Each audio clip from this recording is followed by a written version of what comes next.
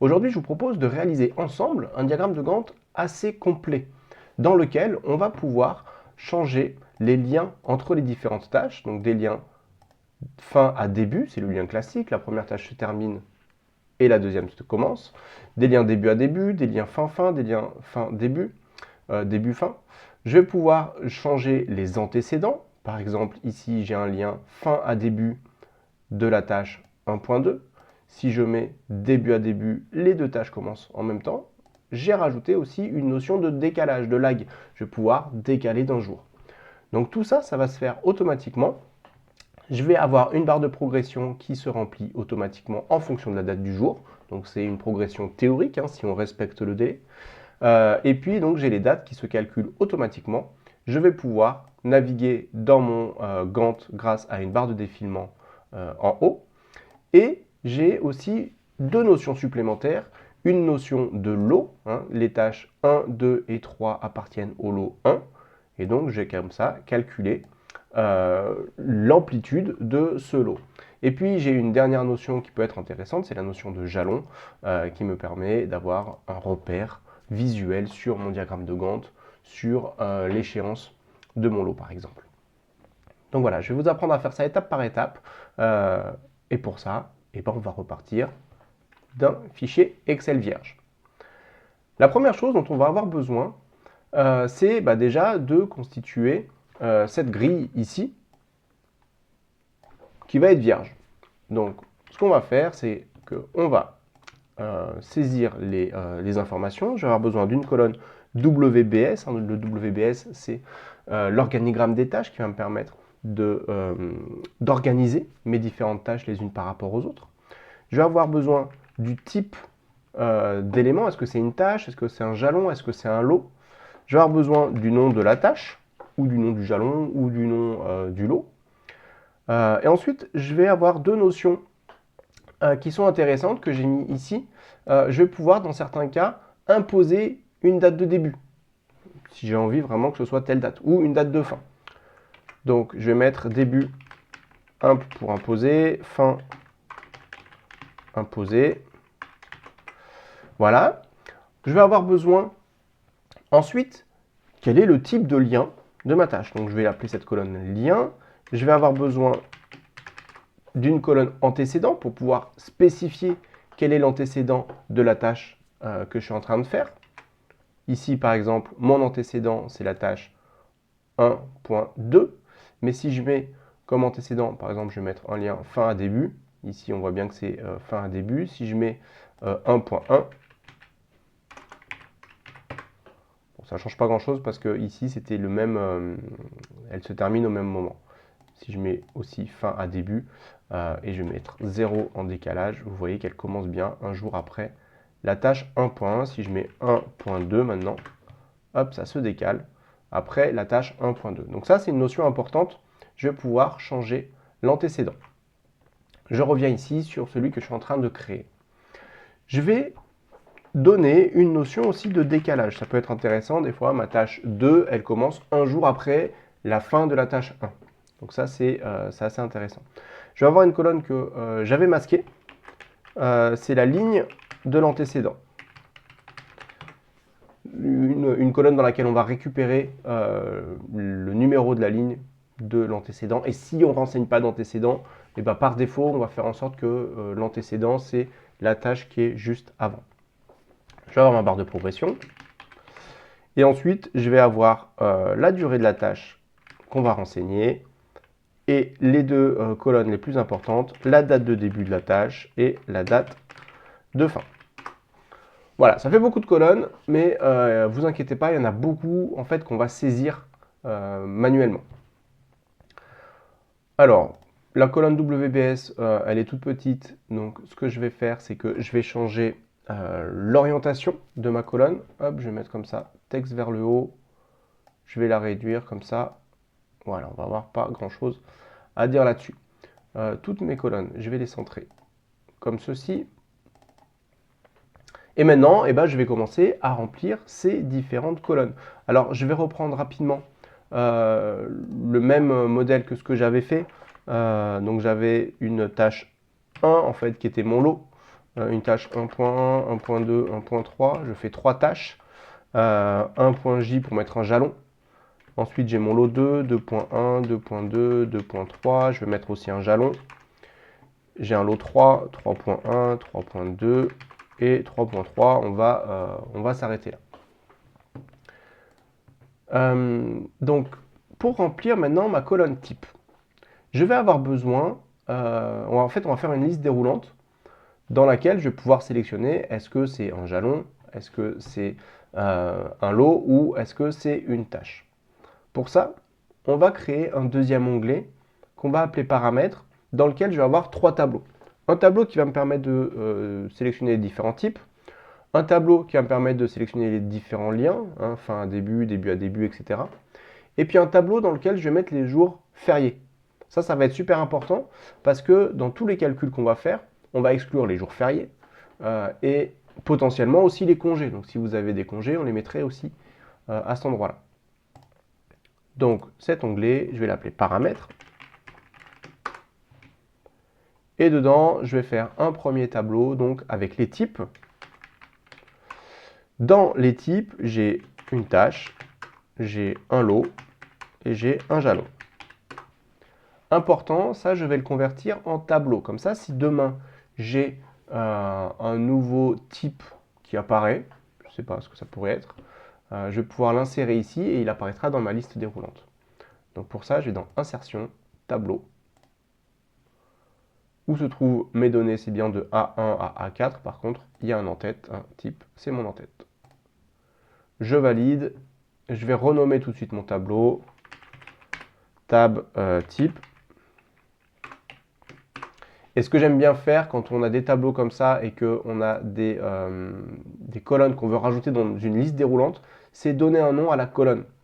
Comme ça, c'est beaucoup plus pratique.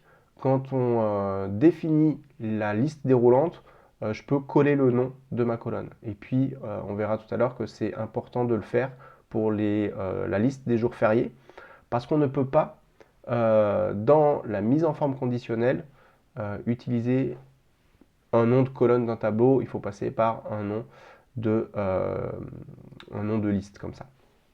Donc, je sélectionne comme ça ma colonne. Alors pour la sélectionner, je vais dans mon en-tête type, un peu au-dessus, pour avoir la flèche noire qui pointe vers le bas. Attention, je ne sélectionne pas ici la colonne A, mais bien la colonne type comme ça. Et je vais aller changer le nom, LST pour liste type. Voilà, comme ça. Maintenant, si je vais dans mon gestionnaire de noms, formule gestionnaire de noms, j'ai bien ma liste des types qui fait référence à tableau des types, entre crochets, type. Donc c'est bien ma colonne type de mon tableau des types.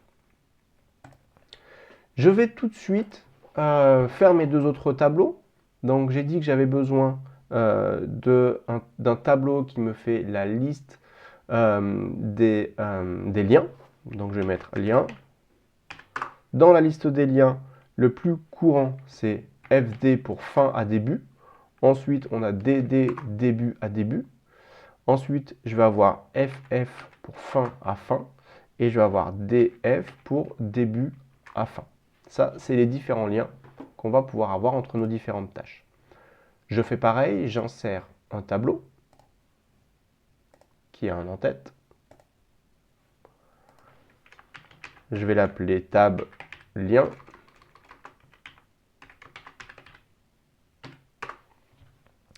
Et je vais aller renommer ma colonne LST lien. Voilà, je vais avoir besoin de ça pour mes listes déroulantes. Et maintenant, je vais avoir besoin d'un dernier tableau avec la liste des jours fériés. Donc la liste des jours fériés, je vais aller les copier-coller. Je ne les ai pas en tête, donc ce que je vais faire, hop, vous pouvez aller les récupérer sur Internet. Moi, je vais aller les copier-coller ici. Je vais faire un collage avec uniquement les valeurs, hein, comme ça, on va pouvoir refaire l'étape du tableau. Voilà, j'ai les jours fériés jusqu'à l'Ascension. C'est largement suffisant. Pour notre projet, vous pouvez très bien prévoir la liste des jours fériés sur plusieurs années. Hein. Comme ça, vous avez une fois votre liste de jours fériés et vous repartez toujours de la même. Insertion, tableau. Là, il a bien repéré que j'avais des en-têtes parce que la date est numérique sauf la première ligne. Je valide. Je vais l'appeler tab férié. Et je vais sélectionner ma colonne date. Et je vais appeler cette colonne LST férié. Liste de jours fériés. Cet onglet paramètres, on n'a plus à y toucher.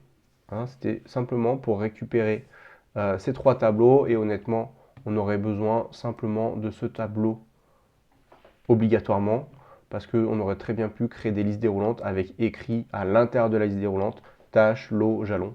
Ça aurait fonctionné. Bon, je préfère passer par des tableaux, comme ça c'est dynamique.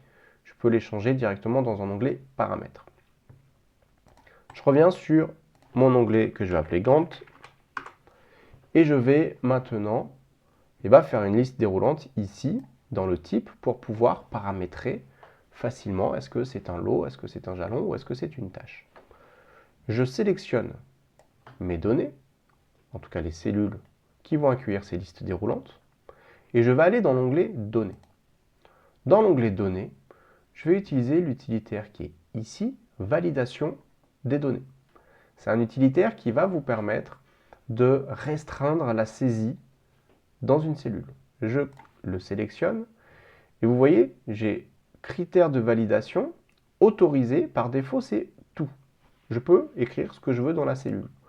Mais je vais pouvoir spécifier, je veux forcément un nombre entier, je veux un nombre décimal, je veux une date, une heure, etc., etc. Et nous, on va dire, je veux une liste. Et on va bien laisser cette case cochée, liste déroulante dans la cellule. Ça, c'est super important. C'est ce qui va nous permettre de créer la liste déroulante.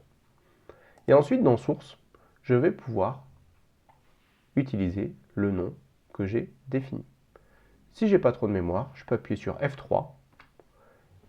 Et dans F3, j'ai la liste des noms que je peux coller ici, dans cette liste déroulante. Alors c'est étonnant, j'ai que liste type, je devrais avoir aussi normalement liste lien qui devra apparaître ici. J'essaierai de voir pourquoi est-ce qu'il n'apparaît pas, je l'ai peut-être mal défini. En tout cas, moi c'est bien la liste des types que je veux coller ici. Je valide et en fait j'aurais simplement pu écrire égal LST type. Hein, ça fonctionne. Je valide et j'ai bien maintenant mes listes déroulantes. Ça c'est un lot, ça c'est une tâche, ça c'est une tâche, ça c'est une tâche, ça c'est un jalon. Et donc on peut remplir comme ça, soit manuellement, bon moi je vais faire des copier-coller, c'est plus rapide. Ensuite, ce qu'on va faire, c'est que on peut donner un nom à nos tâches. Bon, moi je prends des tâches fictives, donc j'ai pas forcément besoin de donner ça, ce nom. Je vais simplement faire, c'est le type, je mets un espace et je récupère mon code WBS.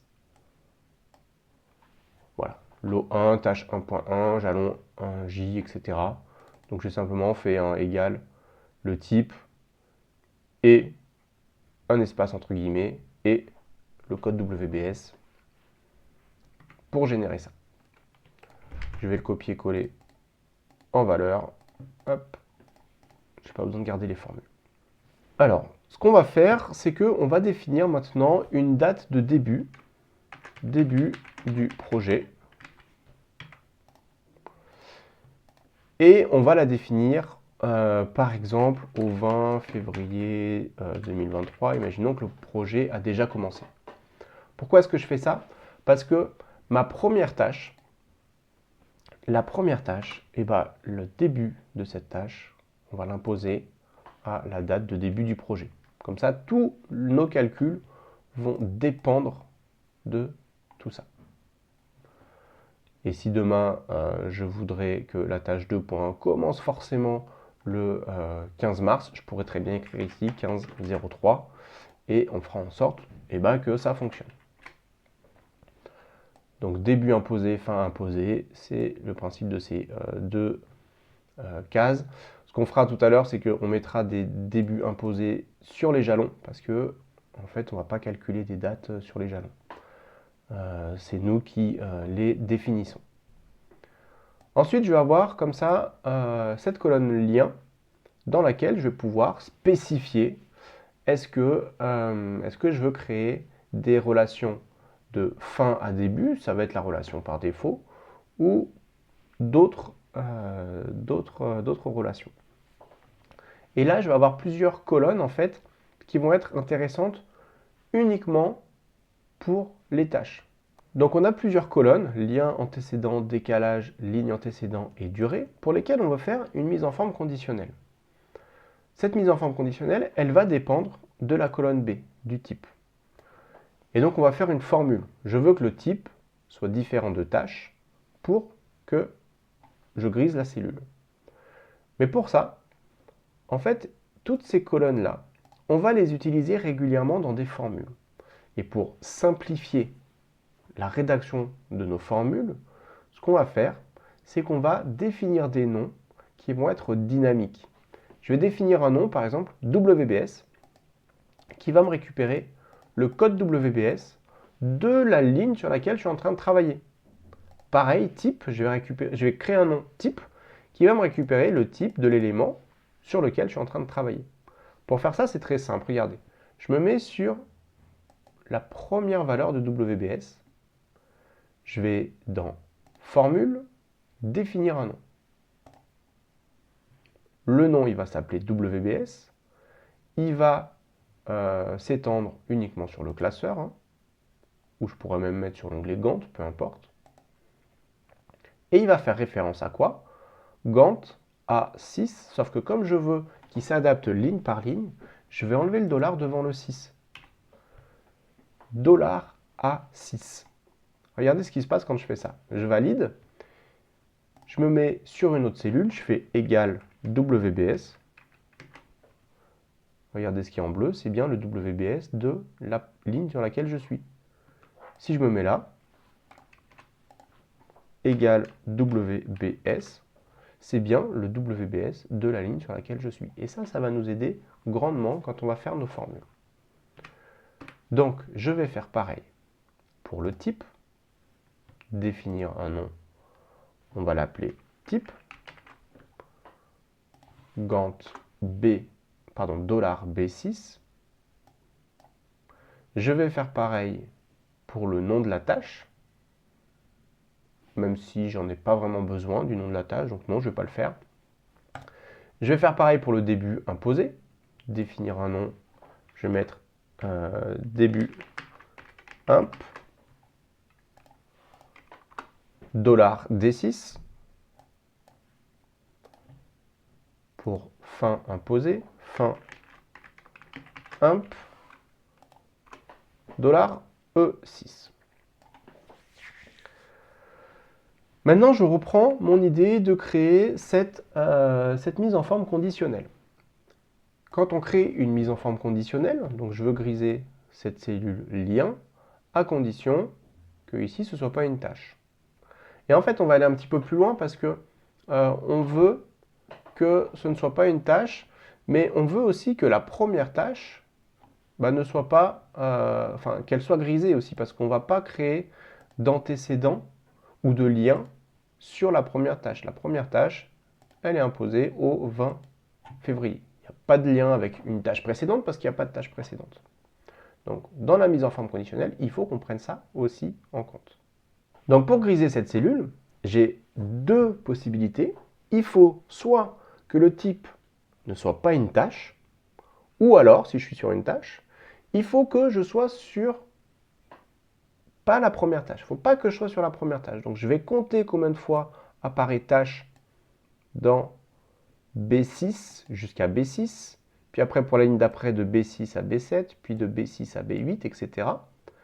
Et il faut que ce soit différent de 1. Donc regardez, on va le faire ensemble. Je sélectionne les liens, les antécédents, le décalage, la ligne antécédent et la durée. Je vais aller dans Accueil, Mise en forme conditionnelle, Nouvelle règle. Si vous êtes sur Mac, c'est un petit peu différent. Il faut créer une nouvelle règle de mise en forme conditionnelle, dire que vous voulez une mise en forme classique, je crois que ça s'appelle. Et ensuite, vous allez pouvoir sélectionner ici, utiliser une formule pour déterminer pour quelle cellule le format sera appliqué. Moi, j'ai deux critères. Je veux que le type soit déjà différent de tâche. Et ensuite, si c'est sur une tâche, je veux que le nombre de fois qu'apparaît le mot tâche dans la colonne des types, au-dessus d'où je suis, ce soit différent de 1. Donc, j'ai deux critères, je veux que un des deux soit validé, je vais mettre où. Le type différent de tâche. Ça, c'est ma première condition. Donc, type, hein, c'est le nom qu'on a défini. Je veux que le type soit différent de tâche pour mettre du gris. Ou alors, si c'est égal à tâche, je veux que le nombre de fois qu'apparaît tâche, ce soit égal à 1. Hein, si je suis sur la première tâche, je vais mettre en gris. Et bien ça, je vais faire nbCans, la fonction qui me permet de compter combien de fois le mot tâche va apparaître. Dans quelle plage de données je vais faire ça? De B6 jusqu'à B6 pour le premier. Pour le deuxième, de B6 à B7. Puis après, de B6 à B8, etc. Pour faire ça, regardez, je vais sélectionner B6 à B7. Mais en fait, moi, je suis en train de faire le premier, donc il faut que je corrige ça de B6 à B6. Et puis, comme je veux que la plage s'étende vers le bas, il faut que je mette $B6. Comme ça, le B6 du bas, il va devenir B7, B8, B9, etc. Donc dans cette plage-là, je veux compter combien de fois j'ai tâche. Et pour que ce soit grisé, il faut que ce soit la première. Égale 1. Et je ferme mon ou. Je vais mettre un remplissage gris. Et vous voyez que j'ai les lots et les jalons qui sont grisés, ainsi que la première tâche. Et si celui-là, je me dis, en fait, ça va pas être un jalon, ça va être une tâche, tout ça, c'est plus grisé. Donc ça va me permettre d'être un petit peu aidé dans le remplissage de mes éléments. Maintenant, je vais vouloir remplir cette colonne lien. Donc cette colonne lien, vous vous souvenez, ici on a créé un tableau des liens avec une liste des liens. LST lien. Donc je vais aller sélectionner toutes ces cellules-là, aller dans données, validation des données. Je vais autoriser une liste. J'appuie sur F3 et là, j'ai pas LST lien qui apparaît, je ne sais pas exactement pourquoi. Pourquoi est-ce qu'il n'apparaît pas? On va aller vérifier ça dans le gestionnaire des noms. LST lien. Alors LST lien, j'ai du mal à le définir. Pareil pour les jours fériés parce qu'il fait référence à paramètres C2, C5 et pas le tableau des liens. Donc le tableau des liens, d'ailleurs, n'apparaît pas ici. J'ai le tableau des types qui apparaît, mais je n'ai pas le tableau des liens. Donc ce que je vais faire, c'est que on va aller ici. Je vais vérifier dans création de tableau. Mon tableau s'appelle bien... Ah, en fait, j'ai renommé le tableau. Création de tableau, regardez. Création de tableau. Je l'ai appelé LST lien. J'ai renommé mon tableau. Là, c'est pareil. J'ai renommé le tableau tout à l'heure. Donc, ce qu'on va faire, c'est qu'on va renommer ces tableaux-là. Tab lien. Et dans ce tableau, je vais définir un nom ici. J'ai fait l'inverse. LST lien. Je vais vérifier si ça a marché. Gestionnaire de nom. J'ai LST lien maintenant qui fait bien référence. Tableau lien. On va faire pareil pour les dates. Je vais dans mon tableau, dans création de tableau. Vous voyez, je l'avais renommé LST férié. Je vais l'appeler tab férié. Et maintenant, je suis dans mon tableau. Je sélectionne ma colonne date. et j'utilise bien la zone de nom et pas le nom du tableau comme je l'ai fait tout à l'heure, LST férié. Voilà. Je vérifie rapidement dans formule gestionnaire de nom, j'ai bien LST férié qui fait référence à mon tableau férié colonne date. Maintenant, ça va être propre. Donc je retourne dans données, validation des données, je vais autoriser une liste, et maintenant dans ma source, quand j'appuie sur F3, j'ai bien mon LST lien qui apparaît. Je valide. Et donc je vais pouvoir faire mes liens maintenant comme je le souhaite. Donc je peux créer ces différents liens. Alors je vais juste remettre les liens que j'avais tout à l'heure, hein. Ça peut être n'importe lesquels, mais pour mon exemple, je vais reprendre les mêmes. Hop, ici on avait un lien fin à début, un lien début à début, et un lien à nouveau fin à début. On peut réduire les colonnes, hein, je peux centrer, enfin voilà, vous pouvez faire la mise en forme que vous voulez après, comme vous le souhaitez. Ce que je vais faire maintenant, c'est que je vais remplir donc ces deux colonnes, antécédent et décalage. Donc ici, je vais dire que l'antécédent de la tâche 1.2, avec un lien fin à fin, c'est la tâche 1.1. Et donc là, c'est super important. Je vais utiliser le code que je mets dans WBS. Ce code, c'est vous qui allez le créer. C'est un code unique qui va vous permettre justement d'identifier les tâches. On aurait très bien pu générer un code automatiquement, hein, partir de 1 et puis prendre celui d'avant plus 1. Ça aurait marché. Moi, j'aime bien utiliser le code WBS qui est généré. Comme ça permet aussi de voir si je suis dans le lot 1, dans le lot 2, etc., etc. Donc là, je vais renseigner mes antécédents. Fin à fin avec la tâche 1.1, autrement dit, elles doivent terminer en même temps. Ici, un lien de fin à début avec la tâche 1.2. Autrement dit, il faut que la tâche 1.2 se termine pour pouvoir commencer la tâche 1.3. Et je vais rajouter un décalage de 1 jour. Ça, c'est juste pour rajouter un petit peu de complexité. Donc, il faut que la tâche 1.2 se termine. Je laisse passer un jour. Et ensuite, la tâche 1.3 peut commencer. Là, je vais mettre 2.3. Juste pour vous montrer que je ne suis même pas obligé de les faire dans l'ordre. Je peux très bien avoir ma tâche 2.2 qui a un lien fin à début avec une tâche qui est plus bas dans mon Gantt. Donc il faut que la tâche 2.3 se termine pour que la 2.1 puisse commencer. Et puis on va même mettre un décalage aussi ici de 2 jours. Là, je vais mettre la tâche 1.2, début à début, donc elles vont commencer en même temps. Là, je vais mettre 2.2, donc elles vont se terminer en même temps. Ici, j'avais mis fin à début et pas début. La 2.3, la 3.1 et la 3.2. Voilà, je remplis comme ça en fonction, enfin vous remplissez en fonction de vos différentes tâches. Et bien maintenant qu'on a fait ces 3 colonnes, on va définir des noms à ces 3 colonnes. Et puis après, ce qui va nous intéresser, donc on va commencer dans les calculs. La ligne antécédente, la progression, ça va être des calculs. La date de début, la date de fin, ça va aussi être des calculs. Alors, on va juste terminer de renseigner les informations qu'on saisit. Donc, par exemple, sur la durée, je me suis trompé. Ici, ça ne devrait pas être grisé parce que la tâche numéro 1 a bien une durée. Donc, je vais aller modifier la règle de mise en forme conditionnelle, gérer les règles, et ça va simplement s'appliquer à F jusqu'à I. Je ne prends pas ma colonne K, parce que je veux bien mettre une durée à toutes mes tâches. Donc ce que je vais faire ici dans les durées, je vais refaire une mise en forme conditionnelle. Je vais griser si c'est différent de tâches. Règle, et je vais faire une autre règle. Je vais faire une nouvelle règle même. Utiliser une formule.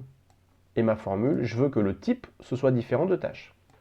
Égal type différent de tâche. Si je ne suis pas sur une tâche, je vais griser.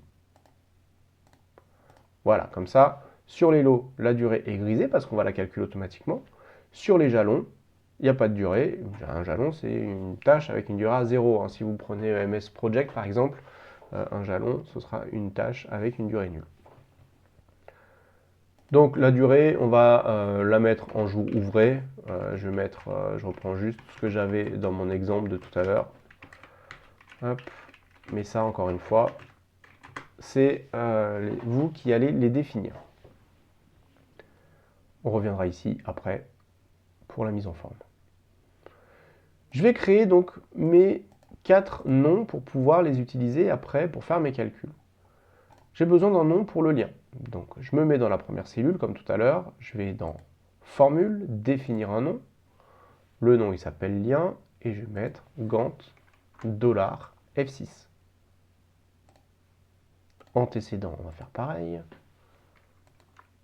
Je vais juste enlever, j'aime pas qu'il y ait des accents dans les noms. Donc je les enlève. Donc j'enlève bien à chaque fois hein, le dollar avant le 6 pour que ça puisse s'adapter ligne par ligne. Définir un nom pour le décalage, j'enlève l'accent. Je valide. Et la durée, définir un nom.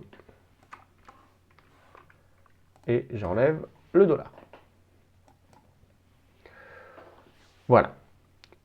Avant de faire les calculs, on va mettre en forme durée pour que ça nous mette, comme on va travailler sur des jours ouvrés, que ça m'affiche une unité jour ouvré. Donc pour faire ça, c'est pas très compliqué. Je sélectionne ma colonne, je vais aller dans Accueil et je vais utiliser les formats. Sauf que le format un jour ouvré n'existe pas, donc je vais utiliser ici d'autres formats numériques et je vais faire un format personnalisé.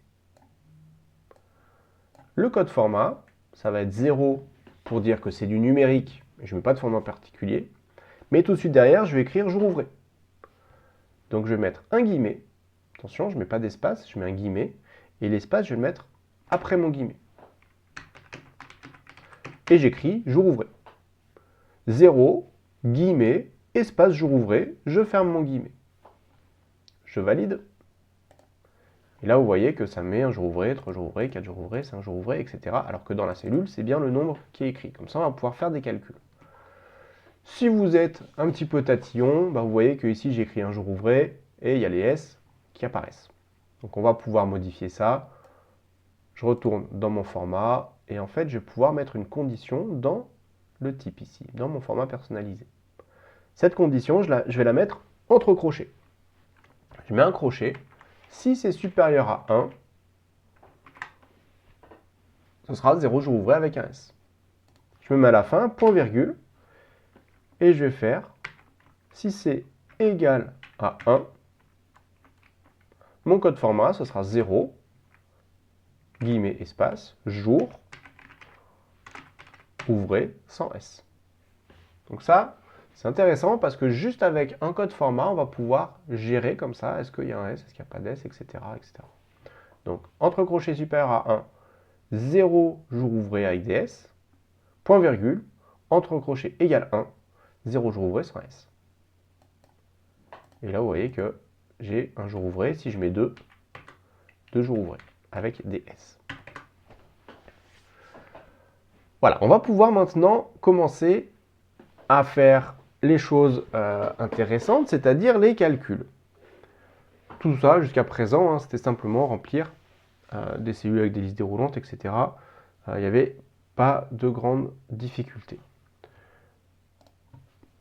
Je vais créer une formule qui va me permettre de calculer la ligne de l'antécédent.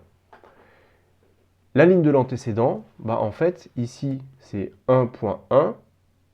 Du coup, je suis sur la ligne numéro 7. C'est ça que je veux récupérer. Comme ça, plus tard, dans mes formules, vous allez voir que ça va nous aider grandement. Donc déjà, la ligne de l'antécédent, je vais la calculer. À quelles conditions? Déjà, uniquement si je suis sur une tâche. Si je ne suis pas sur une tâche, je n'ai pas besoin de calculer une ligne antécédent. Donc, je vais me mettre, par exemple, sur cette tâche-là, puis après, on tirera vers le haut, on tirera vers le bas, la formule, pour être sûr que ça fonctionne. je vais ouvrir la barre de formule parce que on va faire dans la barre de formule. La plupart des formules que je vais faire, je vais sauter des lignes, etc. parce que ça peut commencer sur certaines formules à être un petit peu complexe. Donc, moi je vais commencer en disant si le type, et donc c'est là que ça va être super intéressant parce que je vais pouvoir utiliser mon nom type, et ça fait bien référence au type de la ligne sur laquelle je suis. Si le type, je veux que ce soit égal tâche déjà. Hein. Si le type, c'est égal à tâche. Alors, qu'est-ce que je vais vouloir faire? Je vais vouloir récupérer la ligne de ce que j'ai mis ici dans antécédent. Pour récupérer la ligne en fonction d'une colonne, on va utiliser la fonction equiv. Equiv, alors juste je reviens à la ligne, je saute quelques espaces pour l'adapter. Ici, je reviens à la ligne, c'est la valeur si vraie de mon si. Je vais faire un equiv de mon antécédent, le 1.1, dans la colonne A, que je vais figer d'ailleurs. Je n'en ai pas vraiment besoin, je vais tirer vers le bas, mais j'ai cette habitude-là. Et je vais faire une correspondance exacte. Donc ça, c'est si je suis sur une tâche.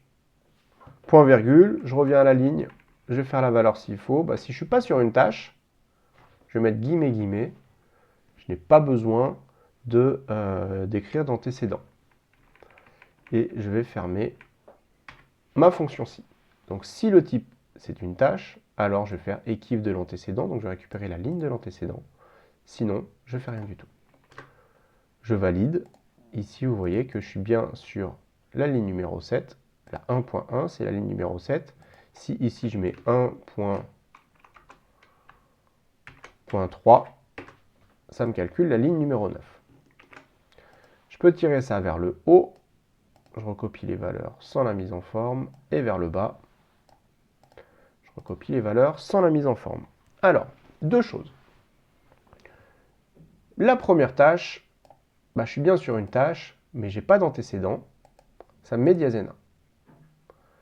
Si jamais, ici, je ne mets pas d'antécédent non plus, ça me met diazen 1. Ces deux diazen A, il va falloir les gérer de deux manières différentes. Pourquoi? Parce que la première tâche, c'est normal que je n'ai pas d'antécédent, parce qu'il n'y a pas de tâche avant. Je n'ai pas d'antécédent, donc je ne vais rien pouvoir mettre. Donc il va falloir que j'utilise la fonction si erreur. Si ma formule me renvoie une erreur, il faut que je ne mette rien du tout. Ici, c'est pas normal que je n'ai pas d'antécédent, mais ce qu'on va faire, c'est si jamais je n'ai pas renseigné d'antécédent, je vais prendre en compte la tâche du dessus, la tâche d'avant. Mais c'est pas si simple que ça, parce que regardez, si c'est ici que je n'ai pas mis d'antécédent, la tâche du dessus, elle n'est pas sur la ligne d'avant, mais ce serait la ligne 9, la tâche 1.3, parce que j'ai un lot et un jalon entre les deux. Donc pour récupérer la ligne d'avant, ce qu'on va faire, c'est on va utiliser, et là c'est la seule fonction de Office 365 qu'on va utiliser, tout le reste, j'essaie de faire en sorte que ce soit accessible à tous. Je vais utiliser la fonction equivx. C'est une fonction qui va me permettre, qui va marcher exactement comme le equiv, sauf que je peux rechercher vers le haut. Donc pour faire ça, je me remets ici, et en fait je vais rajouter une condition.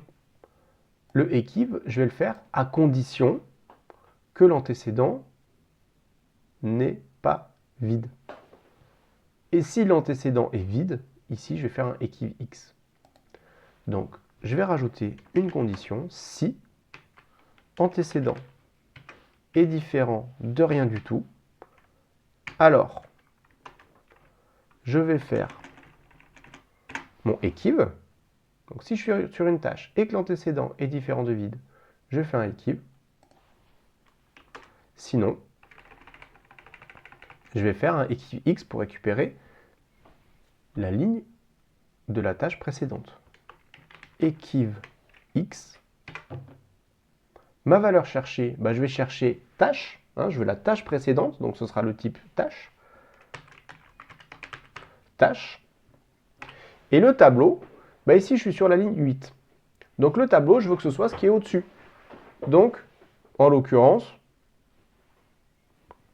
ce qui est ici. Hein, je veux rechercher tâche dans cette plage-là. Et quand je vais tirer vers le bas, je veux que la plage, elle grandisse. Donc ce que je vais faire, c'est que je vais figer ici le B1, mais pas le B7, comme ça la plage va grandir. Point virgule, je veux une correspondance exacte. Et ce qui va être intéressant dans le équipe X, c'est que j'ai un dernier argument, je peux rechercher du dernier au premier. Donc, du bas vers le haut. Si je suis sur une tâche, je regarde, est-ce que l'antécédent est différent de vide? Donc s'il n'est pas vide, je fais un équive pour récupérer la position de l'antécédent. Sinon, je fais un équive X pour récupérer la position de la tâche précédente. Je reviens là, je ferme ceci, point virgule. Je reviens donc sur la valeur s'il faut de mon premier si, c'est rien du tout, et je ferme mon premier si.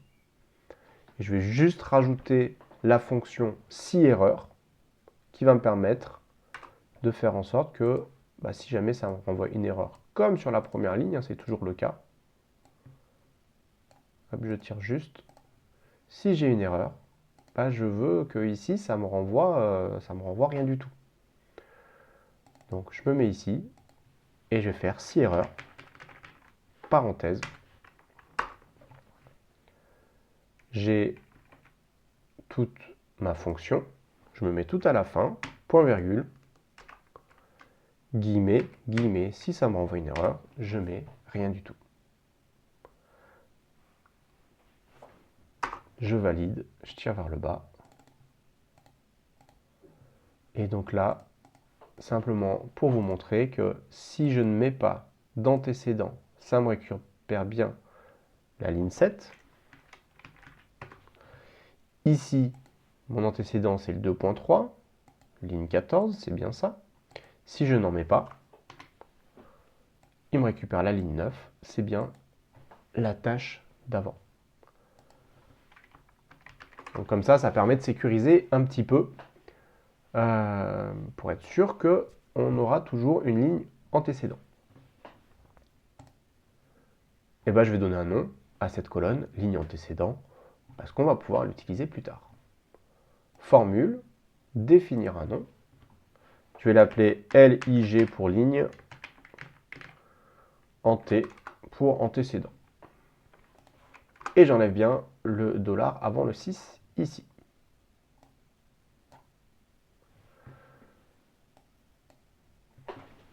Voilà, on a calculé cette ligne antécédent.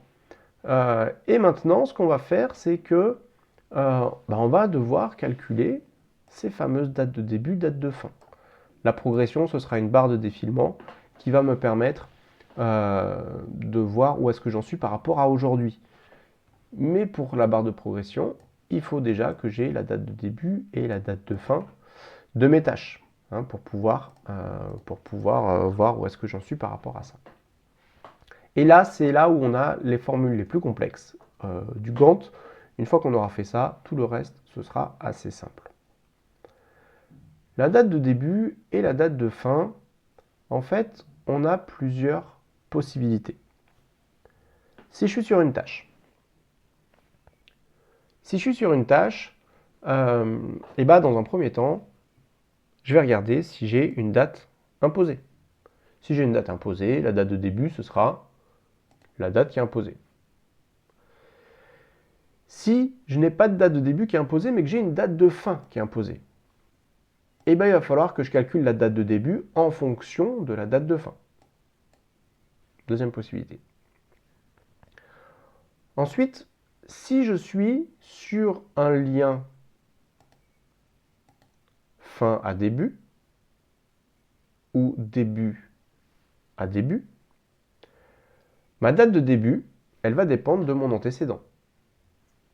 Donc il va falloir que je retrouve la date de l'antécédent. Donc soit la date de début, soit la date de fin en fonction de là où j'en suis. Si je suis sur un lien fin à fin ou début à fin, ma date de début va dépendre de la date de fin de la tâche, qui elle dépendra de l'antécédent. Okay, vous voyez un petit peu la logique. Donc on a plein de cas possible. On va commencer par le plus simple. Et en plus, si je suis sur un jalon, on ne va rien écrire parce qu'on va utiliser les dates de début qui sont là. Mais si je suis sur un lot, il va falloir que j'arrive à trouver l'amplitude de toutes les tâches qui dépendent de mon lot. Alors, je vais commencer ici, là, sur cette tâche. Ce sera un peu plus simple vu qu'on a déjà des données. Et donc là, on va avoir besoin de beaucoup de place pour créer la formule parce que je vais faire des sauts de ligne, etc. à chaque fois. Vous avez compris, je vais avoir plein de cas de figure, donc on va utiliser la fonction si, forcément. Première condition, pour faire ces calculs, il faut que je sois sur une tâche. Si le type est égal à tâche, ça c'est ma condition de base, je veux être sur une tâche.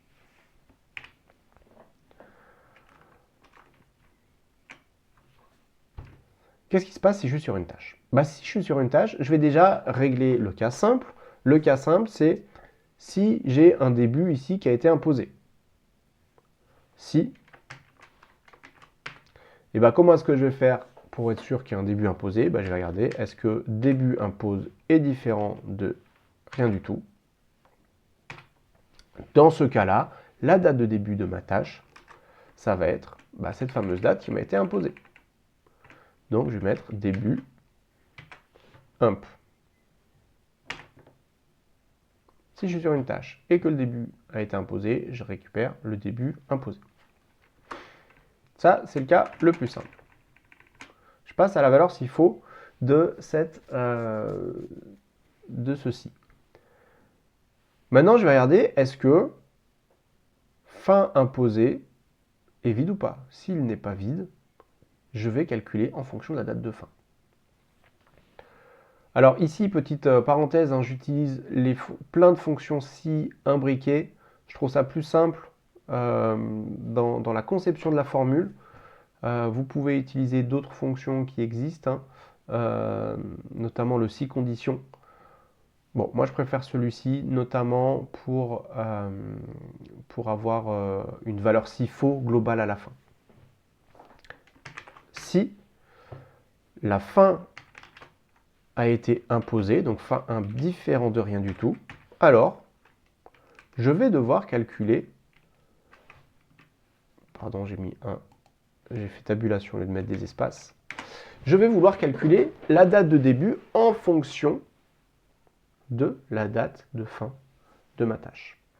Et donc pour ça, je vais utiliser la fonction série jour ouvré.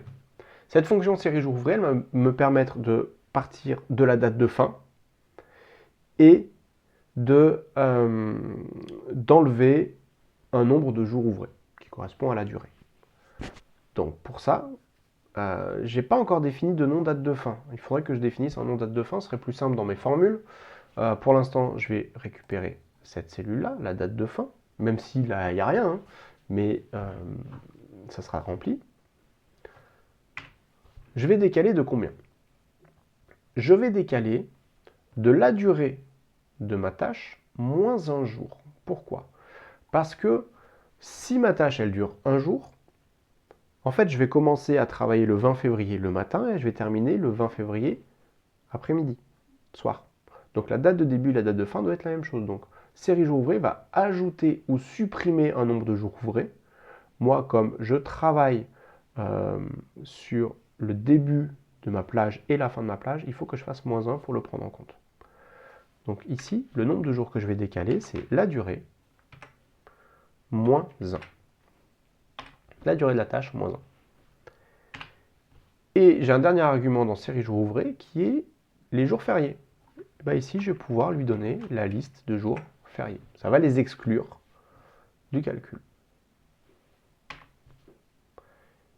Donc là, ça me permet de calculer la date de début en fonction de la date de fin.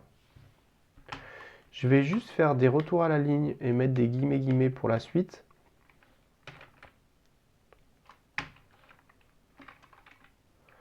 Pour pouvoir définir, bon, je ferme juste, parce que je voudrais définir comme nom, date de début, date de fin. Comme ça, je vais pouvoir les utiliser dans les formules. Pareil, je me mets sur la première date de début, définir un nom. Je vais l'appeler début. J'enlève le dollar. Première date de fin, je vais la définir, je vais l'appeler fin. J'enlève le dollar devant le 6. Comme ça, je reviens ici, et au lieu d'écrire M7, je peux écrire fin. Voilà, ça revient au même. Hop, et je resupprime ce que j'avais écrit à la fin. Alors, je reviens ici. Donc, si je suis sur une tâche, que le début a été imposé, je récupère le début imposé. Sinon, si la fin a été imposée, je calcule la date de début à partir de la date de fin qui aura été imposée.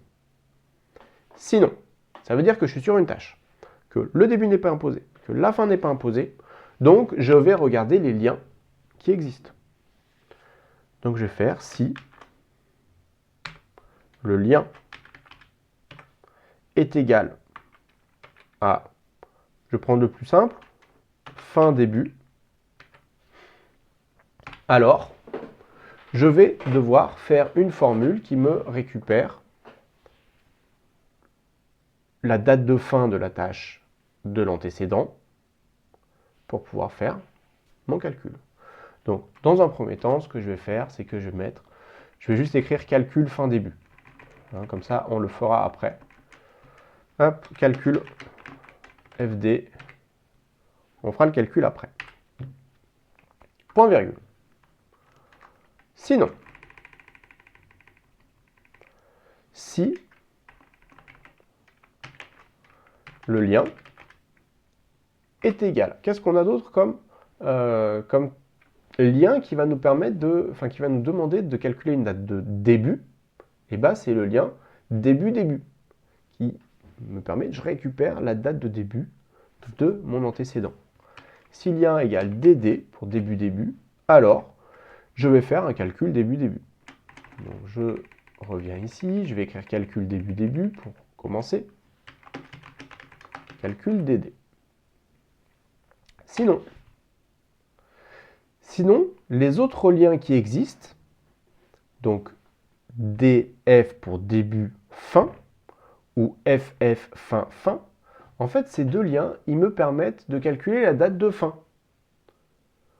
Et du coup, en fonction de cette date de fin, moi, je vais recalculer la date de début. Là, je suis en train de calculer la date de début.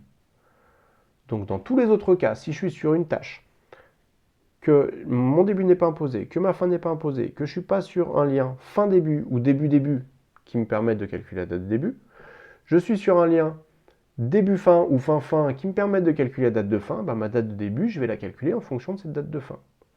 Et ce calcul, on l'a déjà fait. Ce calcul, on l'a déjà fait. C'est série jour ouvré. Je me base sur la date de fin, je fais la durée -1 et j'exclus les jours fériés. C'est ce calcul qu'on a déjà fait. Et maintenant, ça va être super important de bien repérer les parenthèses. Parce qu'on a ouvert plein de parenthèses dans tous les sens, des si en cascade. J'ai 5 si qui sont imbriqués les uns dans les autres. Il va falloir les fermer correctement. Donc, moi, ce que je vais faire, comme j'ai fait ce qu'on appelle de l'indentation, c'est-à-dire que tout ce qui était à l'intérieur de ceci, ici, je l'ai aligné, je vais fermer ma parenthèse de ceci en dessous de là où je l'ai ouvert. Point virgule. Pardon, j'ai pas de point virgule. Hop, je reviens là. Je vais fermer le si qui est ici. Je vais fermer le si qui correspond à si fin 1 p différent de vide. C'est celui-ci. Maintenant, je vais fermer celui-ci.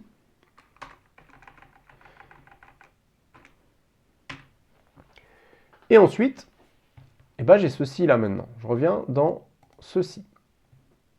Hein, oui, là, je suis dans la valeur si vrai, je mets point virgule, je bascule dans la valeur si faux.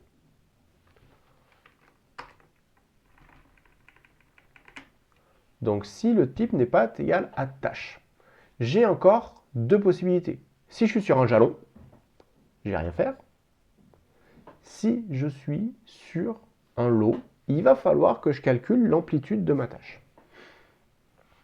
Donc, je vais utiliser un nouveau si je suis égal à un jalon ou si je suis égal à un lot.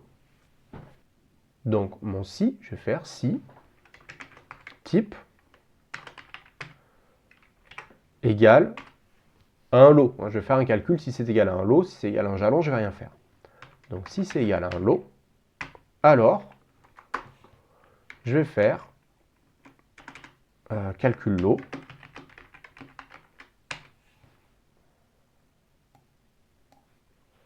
Sinon, je ne vais rien faire. Si je ne suis pas sur un type, pas sur une tâche, si je ne suis pas sur une tâche, pas sur un lot, je ne fais rien parce que je suis sur un jalon. Point virgule, et là, je vais fermer, pardon, j'ai pas de point virgule, je vais fermer du coup le premier si, ici.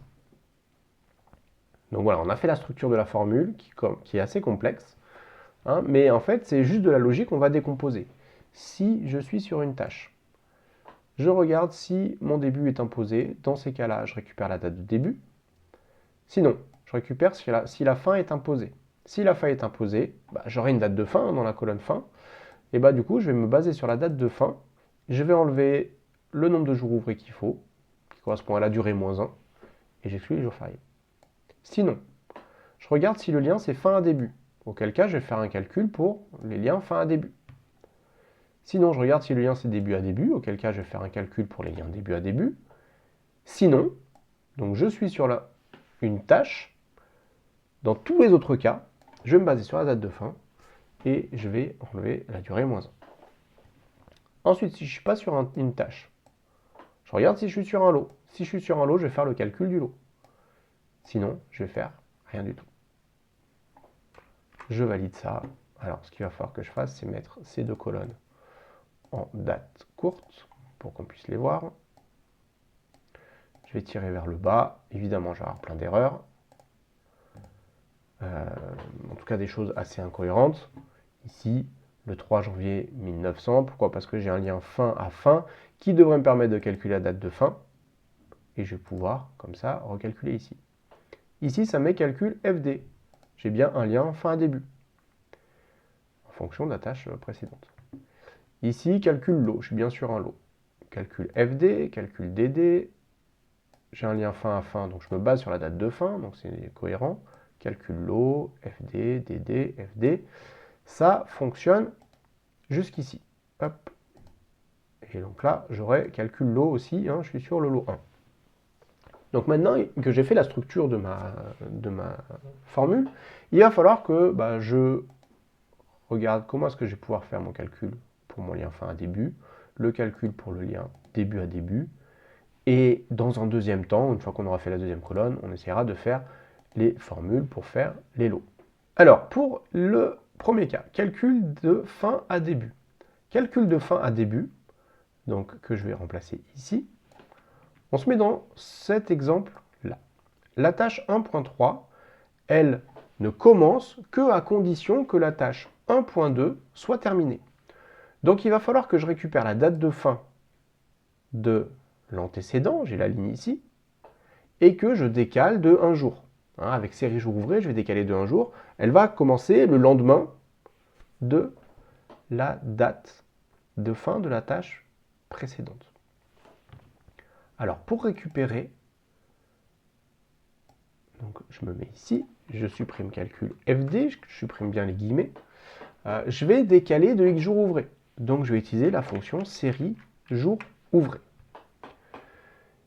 Et pour récupérer la date qui va me servir de date de référence, il va falloir que je récupère dans la colonne M la valeur qui est sur la ligne de l'antécédent. Pour faire ça, je vais utiliser la fonction index. Index de ma colonne M, je peux la figer, et je vais récupérer la valeur qui est sur la ligne que j'ai calculer ici la ligne antécédente. Ligne en T, ligne de l'antécédent.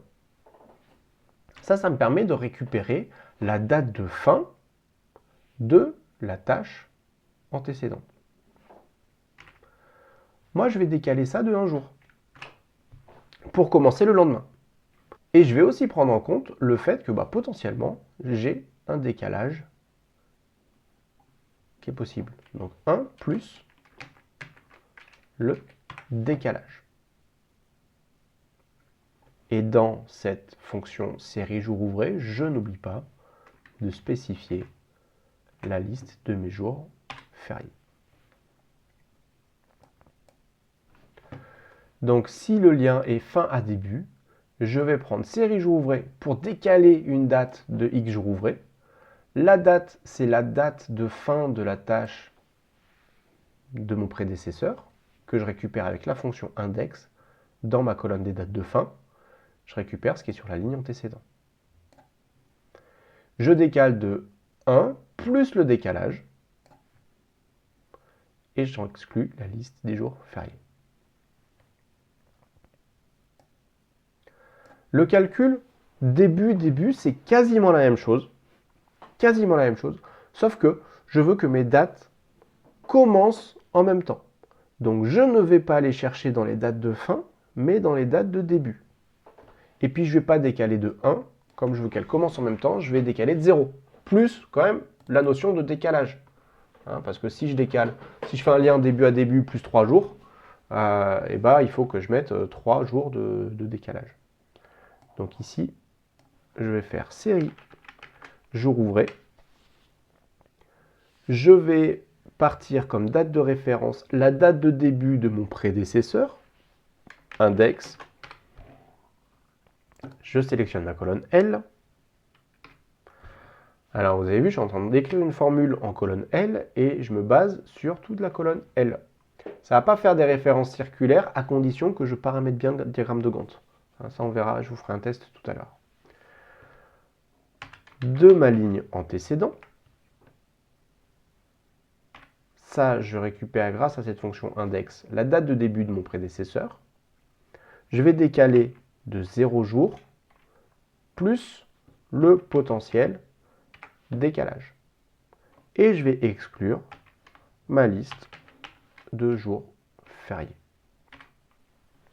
Donc vous voyez, c'est quasiment la même formule qu'ici, sauf que je me base sur la colonne L et pas la colonne M. Et je décale de 0 ici plutôt que de me décaler de 1. Ici, on a fini cette formule à l'exception du calcul du lot. Pour le calcul du lot, on va attendre d'avoir bien calculé nos dates de début, nos dates de fin. Ce sera déjà pas mal. Je valide. Je tire vers le bas. Alors évidemment, ici, les formules ne sont, en tout cas les résultats ne sont pas cohérents, simplement parce que je n'ai pas de date de fin.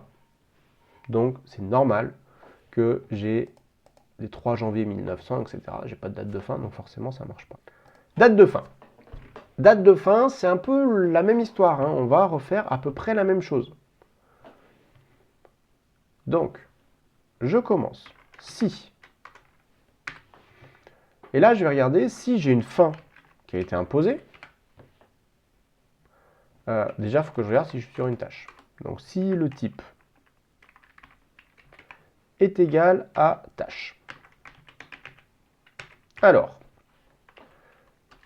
je vais regarder si il y a une fin qui a été imposée. Si fin impose, pas fin mois, fin imp est différent de rien. Dans ces cas-là, je vais récupérer fin imp. Sinon, je vais regarder s'il y a une date de début qui a été imposée. Si début imp est différent de rien, alors il va falloir que je fasse un calcul pour calculer la date de fin en fonction de la date de début qui aura été du coup récupérée en date de début ici. Cette fonction, vous commencez à la connaître, c'est la fonction série jour ouvré.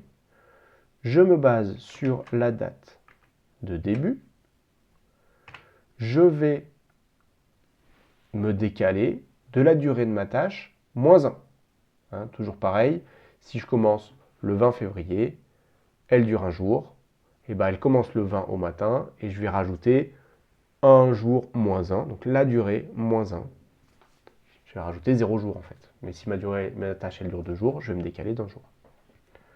Donc ici, je vais faire durée moins 1.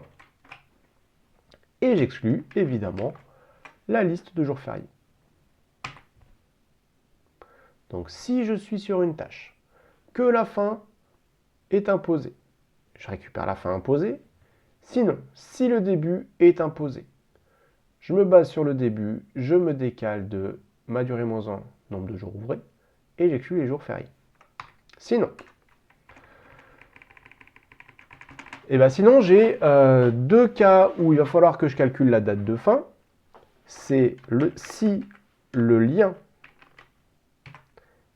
est égal à un lien fin-fin, FF, alors je vais faire comme tout à l'heure, je vais mettre calcul FF, on y reviendra. Calcul FF, sinon, deuxième cas, où je dois faire un calcul de ma date de fin, c'est si j'ai un lien DF, début à fin. Si lien est égal à DF, alors on va faire un calcul DF. Calcul DF. Sinon, dans tous les autres cas, si je suis sur un type tâche, il va falloir que je calcule la date de fin à partir de la date de début, comme on l'a fait tout à l'heure.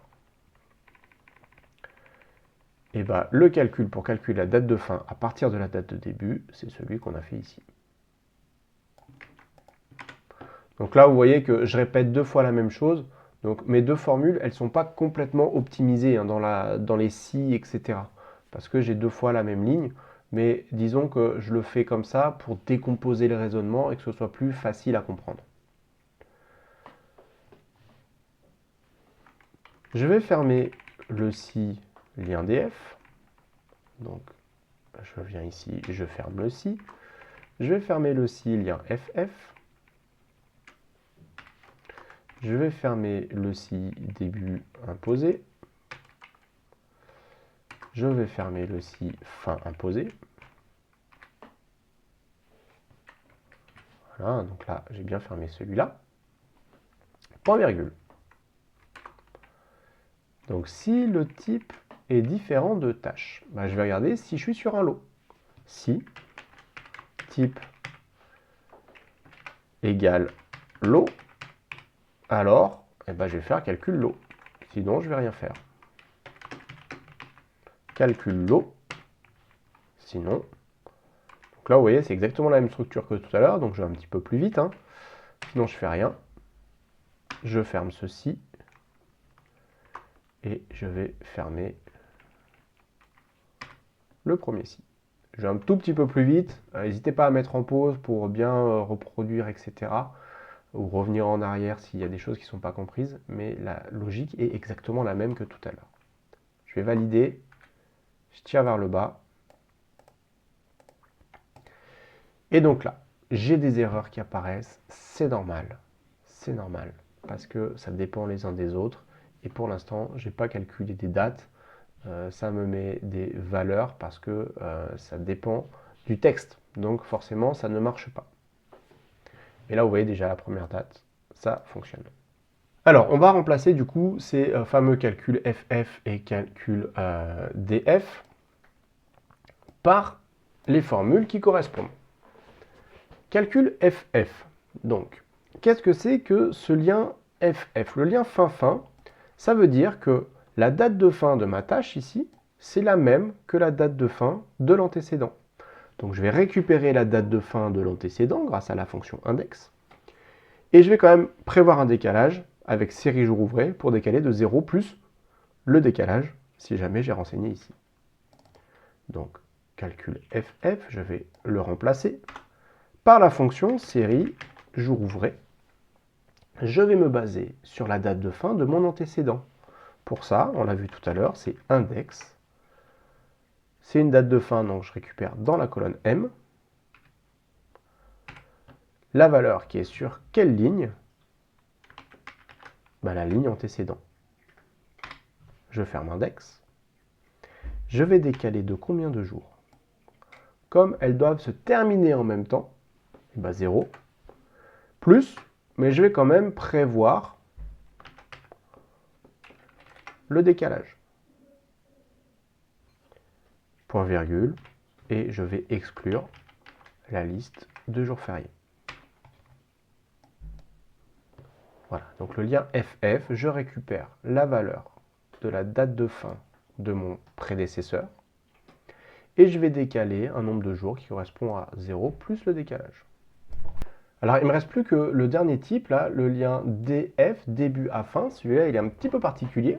Ça veut dire que la date de fin de ma tâche, elle dépend de la date de début de mon prédécesseur. Et en fait, le début de la tâche précédente ne commence que après la fin de ma tâche actuelle. Donc ici, je vais de nouveau utiliser la fonction série jour ouvré. Série jour ouvré. Je vais récupérer la date de début de mon prédécesseur. Donc je récupère dans la colonne L la ligne de mon antécédent. Et là, je vais enlever un jour parce que ma date de fin de ma tâche actuelle, elle doit être un jour avant la date de début de mon prédécesseur. Mon prédécesseur commence que si ma tâche là est terminée. Il va commencer le lendemain. Donc je vais faire -1. Et comme on est dans un lien début à fin, le décalage, il va aussi être négatif. Donc là, je vais faire moins décalage. Ça peut paraître un peu bizarre, mais vous allez voir, quand on va faire des tests, ça fonctionnera parfaitement. Et je vais exclure encore la liste des jours fériés. Donc je récupère la date de début de mon prédécesseur et je vais enlever un jour ouvré et enlever la durée du décalage. Je valide, il me restera encore les calculs des lots. Hop. Ah, alors j'ai fait une erreur à un moment donné, et bien très bien, là ça va nous permettre de bien voir si on a bien ouvert, fermé les parenthèses au bon moment. Regardez ici, c'est mon index. J'ai oublié la parenthèse fermante ici. Hop, je ferme mon index. Je valide. Et ce coup-ci, ça fonctionne. Je tire vers le bas. Et j'ai tous mes calculs qui se font, sauf évidemment les calculs des lots. Je ne suis pas sûr d'avoir fait exactement la bonne formule dans la date de début. Si je mets un lien fin à fin, vous voyez que ici, les deux se terminent correctement. Très bien. Si je mets un lien fin à début, je mets un lien fin à début, celle-ci doit se terminer et celle-là doit commencer. Et vous voyez, là, il y a un truc déjà qui n'a pas l'air de fonctionner dans la logique. Si je mets un lien début à début, ces deux-là fonctionnent. Et si je mets un lien début à fin, celle-ci, début à fin, donc celle-ci devrait débuter uniquement si celle-là est terminée, donc c'est bien. Par contre, dans la date de début, vous voyez, c'est pas cohérent. Il y a un truc que j'ai fait dans l'autre sens. Dans la date de début, hop, quand je calcule la date de début à partir de la date de fin, donc ici et ici, en fait, je ne veux pas rajouter des jours, je veux enlever des jours. Donc ici, il faudrait que je mette un moins pour enlever des jours. J'ai juste oublié ça dans la formule pour que ça fonctionne parfaitement. Donc dans la date de début, quand je calcule la date de début à la date de fin, comme la date de début est avant la date de fin, forcément, je veux enlever un nombre de jours. Donc c'est durée -1, mais c'est moins durée -1. Je valide, et puis on va voir si ça fonctionne bien ce coup-ci. Voilà. Donc j'ai un lien, je reprends dans l'ordre, ce sera plus simple. J'ai un lien fin à début. Cette tâche se termine, le lendemain, celle-ci commence. J'essaie de mettre un décalage du 20 au 22. Ça fonctionne. Je mets un lien début à début. Les deux tâches commencent en même temps. Je rajoute un jour de décalage. Ça fonctionne. Je prends le troisième type de lien, fin à fin. Hop, les deux tâches se terminent en même temps. Et vous avez vu, comme j'avais imposé la date du 20 février, celle-ci n'a pas bougé. Du coup, ici, mon projet il commence le 16 en fait, même si j'ai mis moi un début à 20. Forcément, dans mes conditions, c'était impossible sinon. Je rajoute un décalage, ça fonctionne. Et le dernier, hop, le lien début à fin. Cette tâche ne peut débuter que si celle-là est terminée. 18-19, ce sont des week-ends, donc forcément, ici, ça saute les 2 jours. Donc, ça a l'air de fonctionner maintenant. J'avais un lien fin à fin dans mon exemple. Voilà. Je vais maintenant avoir besoin de faire la dernière chose compliquée dans mon diagramme, et puis après, on va pouvoir commencer à le dessiner. C'est les calculs des lots. Le calcul du lot, pourquoi est-ce que c'est un peu compliqué? Parce que ici, dans la date de début, il faut que je prenne la plus petite date de début des tâches de mon lot. Dans la date de fin, il faut que je prenne la plus grande des dates de fin. Pour ça, il va falloir que je définisse déjà quelle est la plage des tâches qui dépendent de mon lot. Ici, ce sera celle-là, ici, ce sera ces trois. Mais en même temps, si je rajoute des tâches, il faut que ça les prenne en compte, etc. Et c'est ça qui va être un petit peu complexe. Donc, comment est-ce que je vais pouvoir savoir quelle va être la plage ici? En fait, pour mon lot ici, je vais rechercher à partir de la ligne d'après, jusqu'à la ligne 1000 par exemple, on va se limiter à 1000 lignes, quelle est la prochaine occurrence du mot lot. Et comme ça, je vais prendre la ligne d'avant. Pour faire ça, regardez, je vais me mettre ici à côté, je vais utiliser la fonction equiv. Ma valeur cherchée, ce sera le mot lot.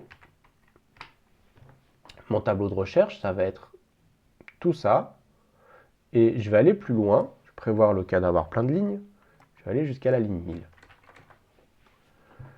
Comme cette formule, elle doit être dynamique, c'est-à-dire que quand je suis sur le lot 2, il faut que je regarde ce qui est en dessous. D'ailleurs, je vais me baser sur les lignes d'après, parce que ici j'ai déjà l'eau. Je vais figer le B1000, mais je ne vais pas figer le B7. Comme ça, quand je tire vers le bas, B7 se transforme en B8, B9, B10, etc. Point virgule 0. Si je tire ça vers le bas, ça ne me fait pas la ligne. Vous voyez, ça me fait... Ici, ça m'écrit 5. Qu'est-ce que c'est? 1, 2, 3, 4, 5. Ça veut dire que le prochain lot est écrit 5 lignes en dessous. Ça, c'est intéressant. Ça va me permettre de faire une plage dynamique. Et cette plage dynamique, en fait, je vais la créer grâce à la fonction décalée. La fonction décalée, c'est une fonction qui va me permettre de dire je vais commencer ici, en L7, en dessous de là où je suis en train de faire ma formule, et je vais me décaler de 1, 2, 3 cellules. Ou plutôt, je ne vais pas me décaler de 3 cellules, mais la grandeur de ma plage sera de 4. Ici, j'ai calculé 5, et je vais faire -1. Ça va me permettre de calculer la hauteur de la plage, sur les lignes où c'est écrit lot 1. Ah, et j'ai un problème ici, vous voyez? J'ai un problème parce que, ici, dans la plage qui est en bleu, il ne trouve pas le mot lot. Donc, je vais avoir besoin d'une fonction si-erreur pour gérer le dernier cas. Si je suis sur le dernier, il va falloir que je fasse autre chose. Donc, je vais me mettre ici, si-erreur. Et je me mets à la fin. Si je suis sur une erreur, comme j'ai prévu 1000 lignes, ici je vais écrire 1000. Je vais prendre une grande plage. C'est pas grave, je vais utiliser la fonction min qui exclut les cellules vides. Donc même si je travaille sur une grande plage, c'est pas très grave. Là, tout ça pour vous montrer que, hop, ici, j'ai 4. Donc, ça veut dire que je vais prendre 4 lignes. 1, 2, 3, 4. Ici, j'ai 4. Je vais prendre 4 lignes. 1, 2, 3, 4. Et si je supprime une tâche, ça m'écrit 3. Bon, j'ai tout un tas d'erreurs parce que du coup, j'ai plus de tâche 2.2. Donc, mon antécédent ne marche pas, hein, évidemment. Et ici, je prends 1000. Bah, je prendrai 1000 lignes.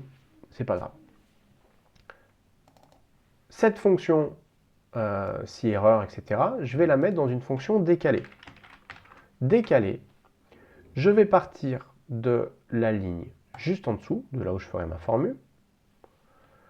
Je ne décale pas des lignes, je ne décale pas des colonnes. Par contre, je veux spécifier la hauteur de la plage. Et bien, c'est ceci, erreur là. Je valide. J'ai un problème de propagation, mais si j'enlève ce qui était en dessous là, ceci se décaler, vous voyez, ça me récupère ces 4 cellules-là. Je prends en compte le jalon parce que j'en ai pas forcément des jalons. Hein. Ça pourrait être une tâche ici. Hein. Donc c'est vraiment jusqu'au prochain lot. Et je vais faire le minimum de ça. Le minimum de ça, ça me fait le 16. C'est bien ici le 16. Donc je le refais dans ma formule maintenant du calcul du lot. Hop, je me mets là. Calcul lot. Je supprime et je vais utiliser donc ma fonction min. Je vais faire le minimum d'une plage. Ma plage, je vais la générer grâce à la fonction décalée. Décalée. Je vais me baser, là je suis en train de faire la formule qui est en L6, je vais me baser sur la cellule juste en dessous, L7. Je ne vais pas décaler des lignes, je ne vais pas décaler des colonnes, mais je vais spécifier la hauteur. Cette hauteur, on l'a vu, on va la calculer grâce à une fonction équive, mais une fonction équive qui ne va pas marcher tout le temps. Donc je vais y rajouter le si erreur. Si erreur. Je vais tout de suite mettre point virgule min et je ferme le si erreur pour ne pas me perdre dans les parenthèses. La valeur de mon si erreur. Donc je vais chercher équive du mot lot. Équive du mot lot. Où ça? Dans les différents types. Mais je me base bien sur en dessous de la cellule où je suis. Je ne vais pas aller jusqu'à B21, je vais aller jusqu'à B1000. Et je vais figer ce B1000. Comme ça, je serai toujours jusqu'à la ligne 1000. Et en fait, B7 va bouger. Point virgule 0 pour avoir une correspondance exacte. Je reviens à la suite de mon si erreur. Donc j'avais bien mis point virgule 1000.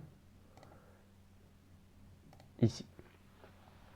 Je vais fermer maintenant ma fonction décalée. Je vais fermer ma fonction min. Pardon. Je valide ça. Et donc la date de début de mon lot, c'est bien le 16 février. Je tire ça vers le bas. La date de début de ce lot, c'est bien le 16 février. La date de début de ce lot, c'est bien le 8 mars. Je vais pouvoir faire la même chose maintenant pour les dates de fin, sauf qu'au lieu d'utiliser la fonction min, je vais utiliser la fonction max. Calcul lot, je vais remplacer ça par max de décaler. Ici, je suis en M6, donc moi, je vais partir de la date qui est juste en dessous. M7. La hauteur, si erreur, de équive. Je vais chercher le mot lot, comme tout à l'heure. Toujours pareil, là-dedans. Je commence bien en ligne 7 et pas en ligne 8, en ligne 6. Je vais me terminer jusqu'en ligne 1000. Donc, je fais un équive du mot lot là-dedans. Point virgule 0 pour avoir une correspondance exacte. Je ferme mon équive. Si mon équive me renvoie une erreur, ça veut dire que je suis sur le dernier lot. Dans ces cas-là, je vais prendre 1000 lignes. Je ferme mon si erreur, je ferme mon décalé, je ferme mon max. Vous voyez, on a une formule assez sympa, mais cette formule, elle me permet d'automatiser cette colonne. Date de fin, je tire vers le bas. Et j'ai mes dates qui sont calculées automatiquement maintenant. Et maintenant, on n'a plus qu'à créer le Gantt parce que nos dates sont toutes calculées automatiquement.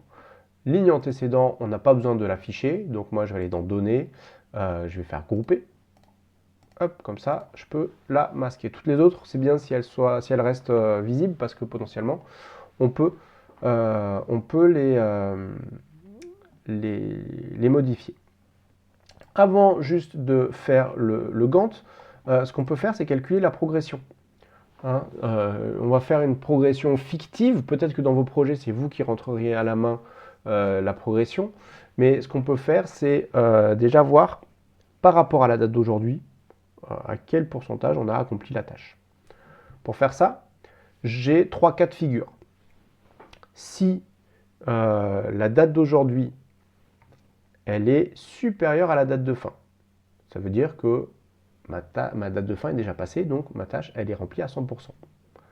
Si la date d'aujourd'hui, elle est inférieure à la date de début, ça veut dire que ma tâche n'a pas commencé, je suis à 0%.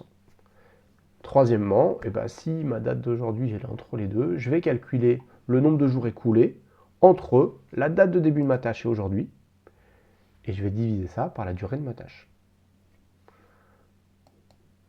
Et comme je ne vais pas me prendre la tête à faire un si je suis sur une tâche, si je suis sur un lot, etc., je vais rajouter une fonction si erreur. Comme ça, pour les jalons, ça va simplement laisser vide. Donc si erreur.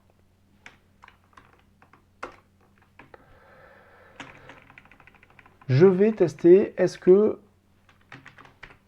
la date de fin est passée.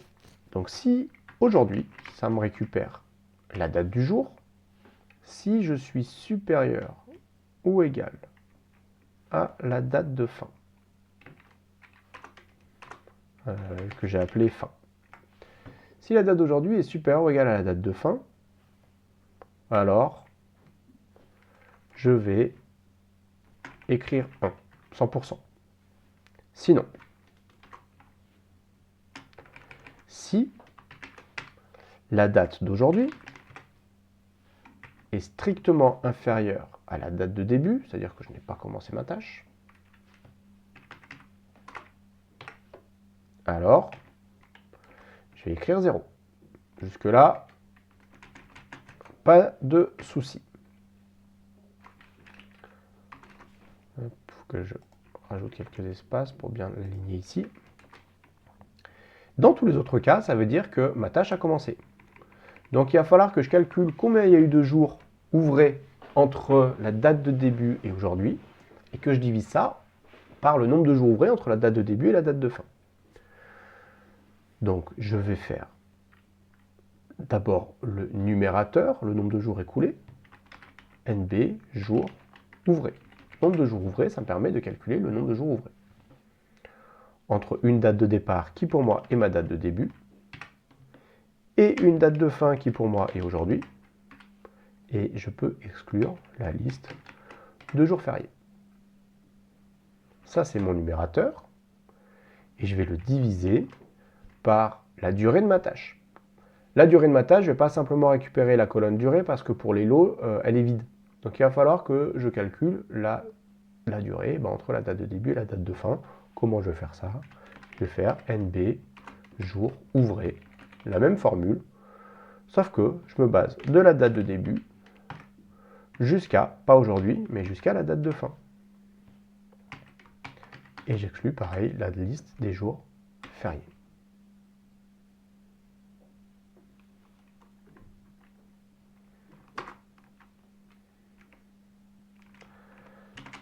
Je ferme le si qui est ici. Je ferme mon premier si. point virgule. Si jamais ça renvoie une erreur, je vais faire guillemets, guillemets, je n'affiche rien.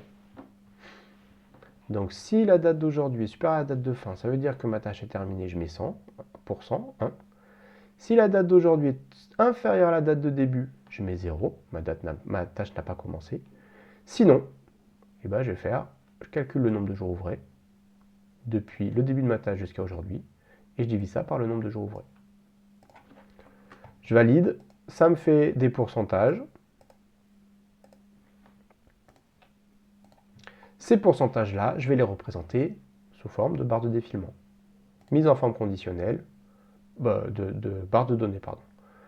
Barre de données, je vais aller sélectionner les barres qui sont vertes. Et je vais juste les remodifier un petit peu, gérer les règles.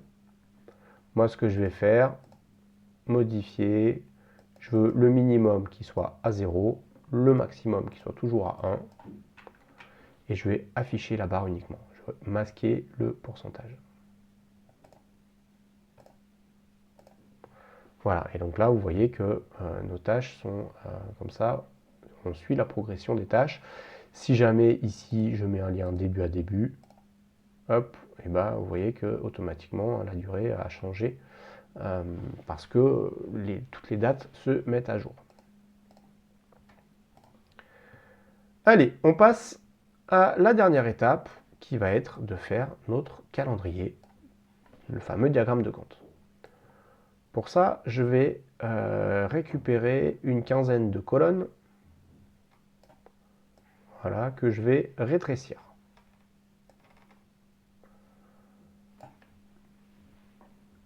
Et bah, du coup, je vais dessiner mon diagramme de Gantt là-dedans. J'ai besoin, dans un premier temps, d'un calendrier. Mon calendrier, il va commencer, donc je me mets ici, là, à côté de date de fin, égale, il va commencer à la date de début de mon projet. Mais attention, la date de début de mon projet, en fonction des liens qui existent, ça ne va pas forcément être celle-ci. Ici, par exemple, vous voyez, j'ai le 16 février. Donc, ce que je vais faire, c'est plutôt min de ma colonne L. Alors, il faut que je change l'orientation, que j'agrandisse ma colonne, et vous voyez que ça me met bien le 16. Si je change la date de début de mon projet, par exemple, au 20 mars, le minimum maintenant c'est le 16 mars, et donc j'ai bien ici le 16 mars. Pour les autres dates, je vais faire égal la date qui est ici plus 1. Je tire vers la droite, je change l'alignement,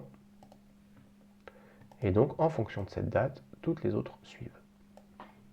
Ce que j'aime bien faire, c'est rajouter une barre de défilement ici pour pouvoir défiler dans le calendrier en restant toujours sur ces cellules-là. Pour faire ça, je vais avoir besoin de l'onglet développeur. Onglet développeur. Si vous ne l'avez pas, il va falloir l'ajouter. C'est pas très compliqué. Si vous êtes sur Windows surtout, vous faites un clic droit sur un des onglets, personnaliser le ruban. Personnaliser. Vous arrivez dans les options. Si vous êtes sur Mac, il faut aller dans, tout en haut, vous avez Excel, Préférences, et ensuite vous devez avoir une option qui doit s'appeler ruban et barre de tâches, quelque chose comme ça. Et vous arrivez ici où vous allez pouvoir personnaliser le ruban et cocher l'onglet développeur ici qui est dans la liste. Il est activé, il est déjà installé, il faut simplement le cocher pour qu'il apparaisse. Je vais dans développeur et là je vais insérer ici une barre de défilement. Alors si vous êtes sur Windows, il faut cliquer sur insérer et vous avez la barre de défilement ici. Si vous êtes sur Mac, vous avez directement les boutons avec différentes options et vous avez la barre de défilement.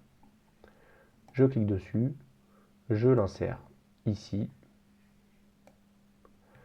et j'ai une barre de défilement qui apparaît, qui va me permettre de faire varier la valeur d'une cellule. Alors attention, si vous êtes sur Windows 11, il y a des fois un petit décalage qui se crée. Regardez, quand je clique à droite, ça fonctionne bien. Quand je clique à gauche, je ne peux pas cliquer sur la flèche, il faut que je me décale un petit peu. Bon, des fois ça le fait, des fois ça ne le fait pas.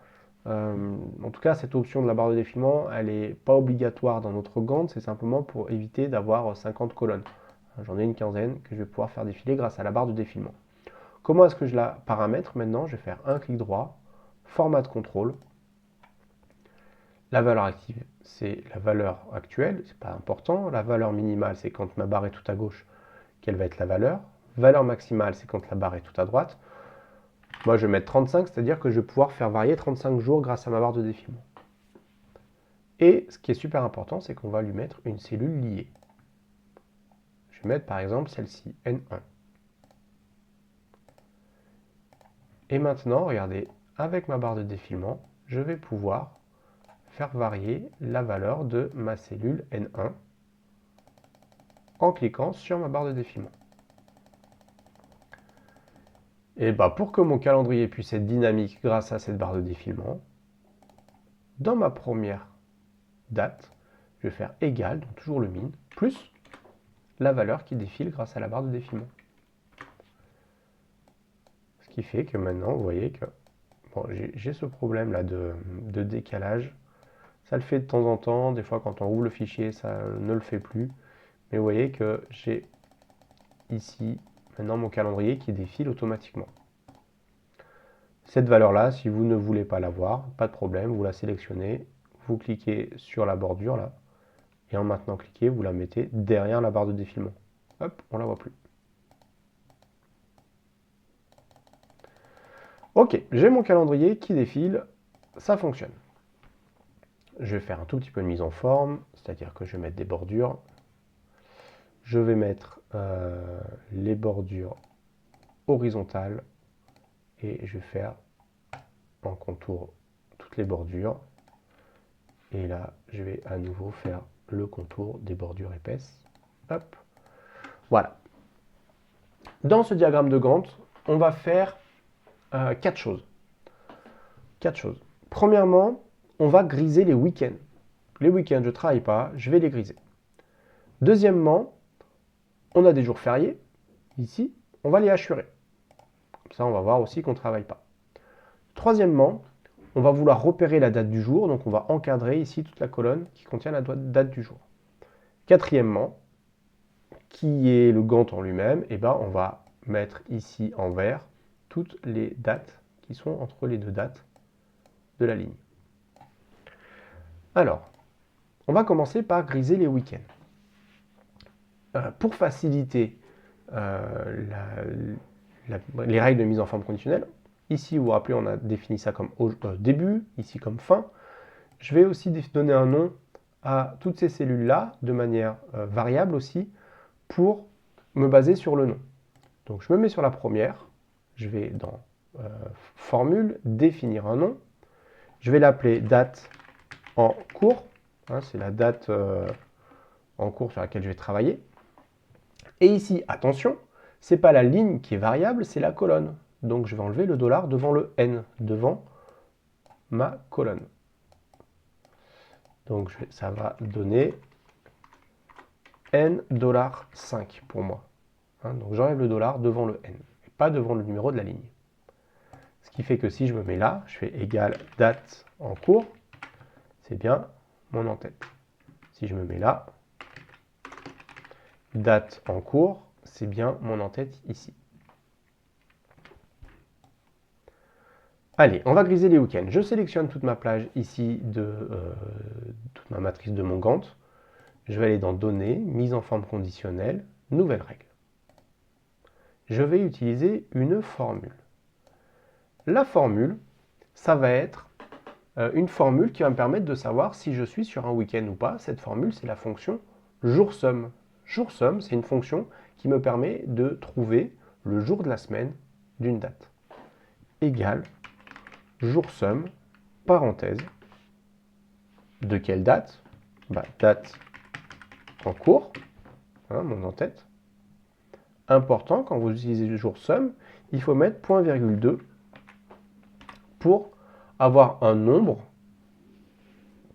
qui correspond à quoi? 1 c'est lundi, 2 c'est mardi, 3 c'est mercredi, 6 c'est samedi, 7 c'est dimanche. Donc si cette fonction jour-somme me renvoie un nombre qui est supérieur à 5, donc 6 ou 7, je suis sur un week-end. Jour somme de date en cours, point virgule 2, supérieur à 5. Auquel cas, je vais utiliser un gris. Et donc, vous voyez que ça me grise mes week-ends. Ça fonctionne. Maintenant, ce que je voudrais, c'est assurer les jours fériés. Pour assurer les jours fériés, je n'ai pas de fonction est-ce que c'est un jour férié ou pas. Donc ce qu'il va falloir que je fasse, c'est que je compte combien de fois j'ai ma date en cours là dans ma liste de jours fériés. Vous vous souvenez, on l'a appelé LST férié. Et je vous disais pourquoi est-ce qu'on fait ça tout à l'heure. Parce que dans la mise en forme conditionnelle, on est obligé de passer par un nom comme ça. Je ne peux pas utiliser l'entête du tableau. Donc, ce qu'on va faire, c'est que je vais sélectionner tout ça. Mise en forme conditionnelle, une nouvelle règle, utiliser une formule. Et ma formule, je vais compter combien de fois il y a la date en cours dans ma liste de jours fériés. Pour ça, nb.si.ans, je regarde dans quelle plage, dans la plage LST férié, combien de fois apparaît quel élément, date, en cours. Donc ça va me faire un nombre 0 si ça n'apparaît pas, 1 si ça apparaît une fois, 2 s'il y a en doublon, etc. Moi, je vais mettre en hachure uniquement les dates pour lesquelles ça c'est supérieur à 0. Je vais dans Format. Je vais changer le remplissage. Je vais mettre un motif en rouge et je vais hachurer en rouge. Je valide. Le prochain jour férié, c'est le 10 avril, lundi de Pâques. Le 10 avril, est-ce que je l'ai dans mon calendrier? Non. Alors ce que je vais faire, je vais dire que je vais aller jusqu'à 100. On va mettre plein de jours. Voilà, comme ça, vous avez vu, on l'a vu passer. Le 10 avril, il est bien hachuré en rouge. Ça a bien fonctionné. Dernière règle avant de faire le Gantt en lui-même, on va essayer d'encadrer ici toute la colonne de la date du jour. Donc je vais sélectionner tout ça. Je sélectionne aussi les en-têtes ici, comme ça, ça commencera en haut pour la date du jour. Mise en forme, nouvelle règle, utiliser une formule, toujours pareil. Et ma formule, je vais regarder si la date en cours, c'est égal à aujourd'hui. Aujourd'hui qui est une fonction, donc je n'oublie pas de mettre bien les parenthèses. Est-ce que la date en cours est égale à aujourd'hui? Si c'est le cas, je vais faire un format, je vais changer la bordure. Je vais mettre une bordure rouge à gauche et à droite. Je valide.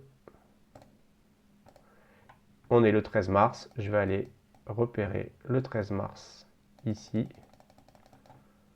Il est bien rouge, il est bien encadré en rouge. Et quand je navigue, ça suit parfaitement. Et bien maintenant, j'ai plus qu'à dessiner mon Gantt. Le Gantt, comment est-ce que je le dessine? Il va falloir que je vérifie si cette date-là, elle est dans les dates ici.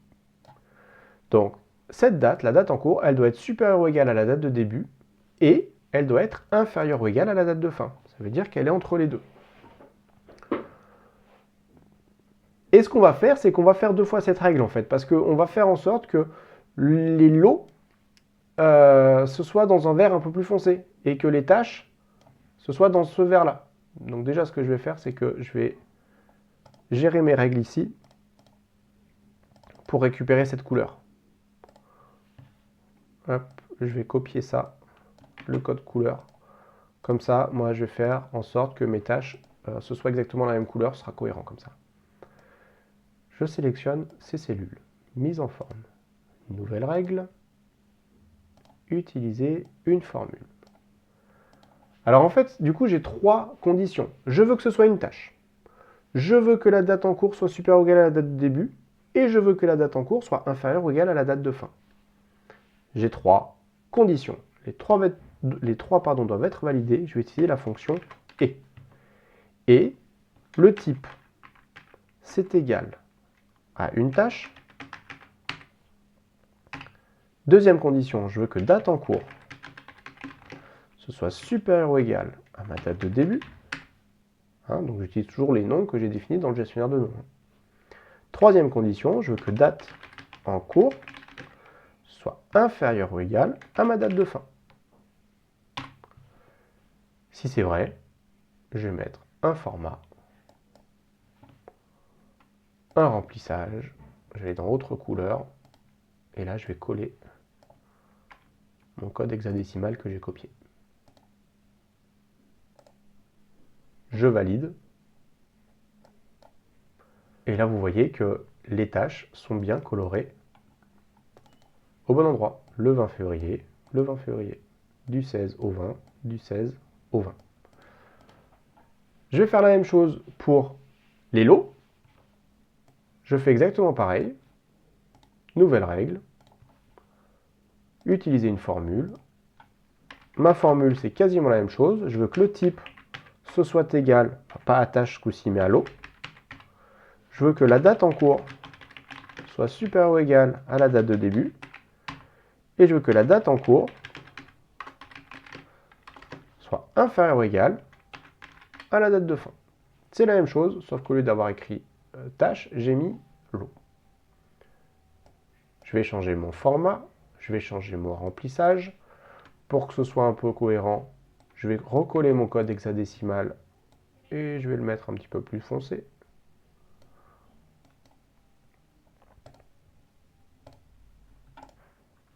Et là, on a quelque chose qui commence à ressembler à notre diagramme de Gantt.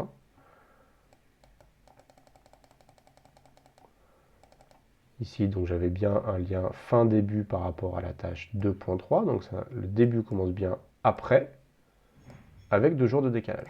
Donc ça correspond, c'est bien cohérent.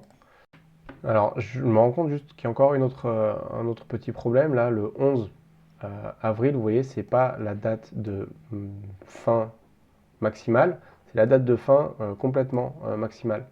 Pourquoi? Parce que tout à l'heure, dans la date de début, j'ai oublié, et dans la date de fin, c'est pareil.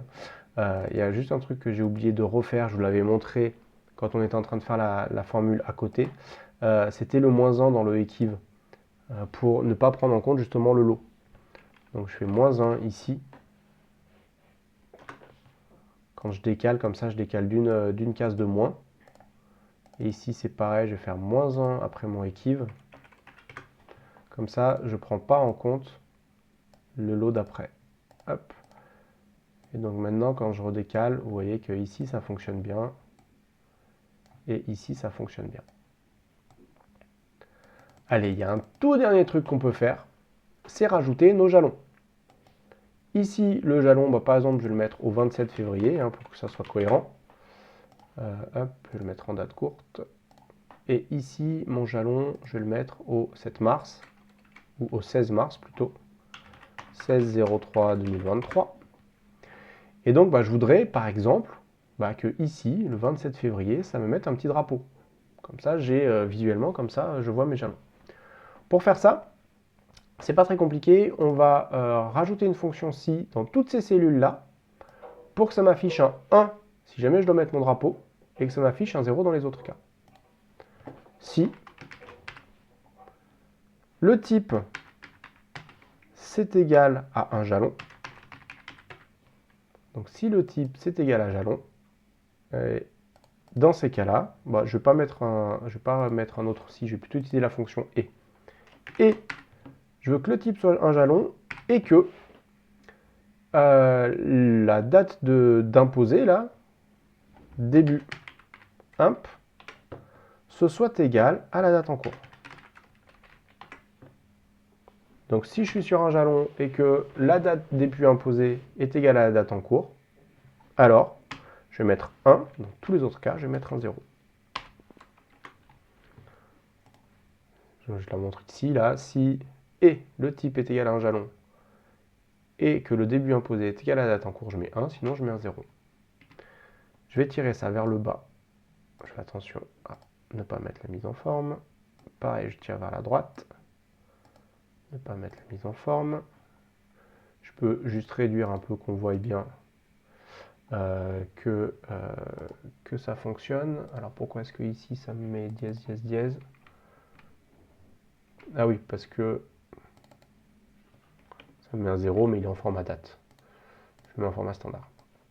Et vous voyez, j'ai des 0 de partout, sauf ici, j'ai un 1. Si je me décale, hop, le 1, il est là maintenant. Je vais sélectionner tout ça. Je vais faire une règle de mise en forme conditionnelle, un jeu d'icônes. Je vais prendre les petits drapeaux. Je vais modifier la règle. Et je vais lui dire que je veux un drapeau, on va le mettre en vert par exemple. Si la valeur est supérieure ou égale à 1, c'est pas un pourcentage, c'est un nombre. Je veux aucune icône si c'est inférieur à 0 et supérieur ou égal à 0 par exemple, donc que ce soit égal à 0. Et je veux aucun drapeau si c'est inférieur strict à 0. Et je veux afficher l'icône uniquement. Je valide ça. Et je me suis trompé parce que j'ai dû mettre supérieur ou égal à 0. En tout cas, il y a quelque chose que j'ai mal fait. Je retourne dans modifier la règle. Et oui, j'ai mis supérieur ou égal à 0. C'est pas 0, c'est 1. Quand j'ai mis nombre, je crois que ça a remis 0. Je me du vert si c'est supérieur ou égal à 1 en nombre.